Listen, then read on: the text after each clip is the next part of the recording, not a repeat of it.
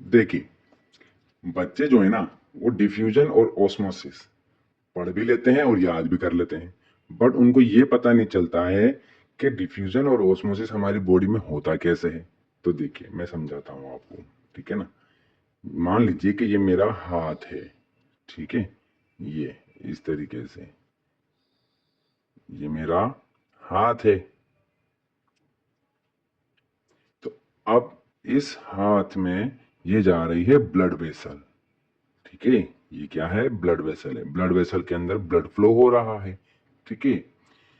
और ये मेरी बॉडी के मेरे हाथ के सेल्स हैं, ठीक है। ये क्या है?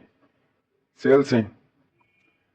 तो अब जो ब्लड है, ब्लड वेसल है, ब्लड के अंदर ब्लड है, तो जो सेल इस ब्लड वेसल के कांटेक्ट में हैं उनसे तो ये न्यूट्रिशन, ऑक्सीजन यानी कि गैसेस आप बोल सकते हो, ऑक्सीजन और कार्बन डाइऑक्साइड एंड वाटर, ठीक है, वाटर, ये सब एक्सचेंज डायरेक्टली कर लेती है, ठीक है, क्योंकि ये डायरेक्ट इनके कांटेक्ट में है।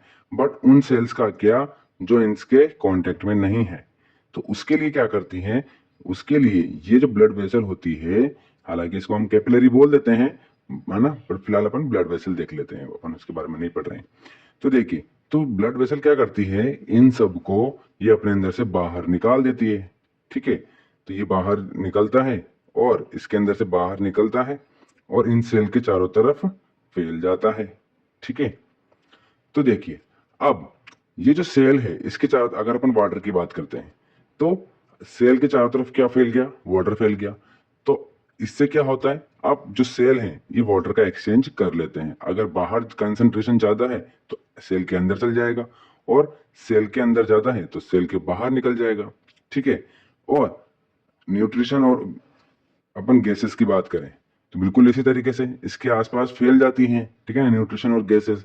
तो न्यूट्रिशन या गैसेस अगर बाहर ज्यादा है कंसंट्रेशन तो वो अंदर चल जाएगा सेल के, और अगर सेल के अंदर ज्यादा है तो वो बाहर आ जाएगा। बस समझ में आ गई? जैसे कि ऑक्सीजन बाहर ब्लड वेसल से ऑक्सीजन आती है, इसके अंदर चल जाती है, फिर इसमें रिएक्शन होती है, फिर कार्बन डाइऑक्साइड बनती है और वो कार्बन डाइऑक्साइड बाहर आ जाती है, ठीक है।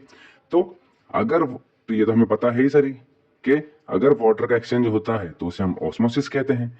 और वाटर के अलावा किसी भी चीज का, जैसे कि चाहे वो न्यूट्रिशन हो चाहे गैसेस हो, इसका अगर एक्सचेंज होता है सेल के अंदर, है ना, सेल्स का बाहर से अंदर की तरफ और अंदर से बाहर की तरफ, तो उसे हम क्या कहते हैं? डिफ्यूजन कहते हैं।